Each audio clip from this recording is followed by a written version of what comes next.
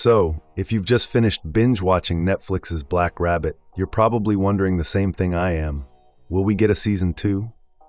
Well, I've got some interesting news for you. The finale's impact. Let's talk about that 8th episode finale first. What a ride, right? We literally see one of the main characters die, while the other, well, let's just say they've moved on to a much calmer, quieter life. It's the complete opposite of all that heart-pounding drama we've been glued to for 7 episodes. And honestly, most of the survivors we see in those final moments are embracing happiness and fresh starts. It feels pretty final, doesn't it? Originally a limited series. Here's the thing. That's exactly what the creators intended. Co-creator Kate Susman revealed that the idea was always for it to be a limited series for a number of reasons. Black Rabbit was designed from the ground up to be a one-and-done story. But here's where it gets interesting.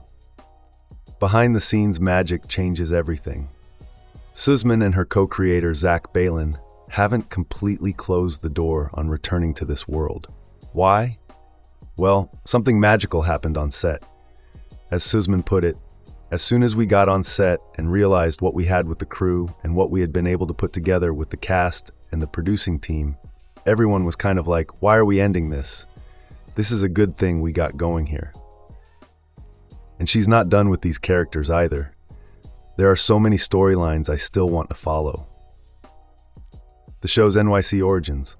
What's really cool is learning where Black Rabbit came from.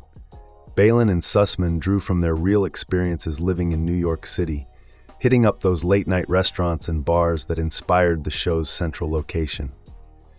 Baylin described how those places could be these magical performances every night, but we also had the awareness that in New York, everything is a mirage.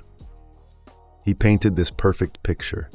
When you go to one of those places at 5 in the morning when the trash trucks are going by and they're taking the garbage out, it's like the circus has left, and it's not as appetizing as it seemed when you were there hours earlier.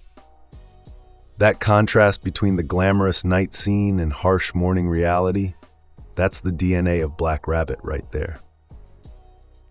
Main characters and cast. The show explores this New York dichotomy through troubled brothers Jake and Vince Friedkin, played brilliantly by Jude and Jason Bateman. Their story might feel wrapped up after episode 8, but there are definitely other characters the creators want to dive deeper into.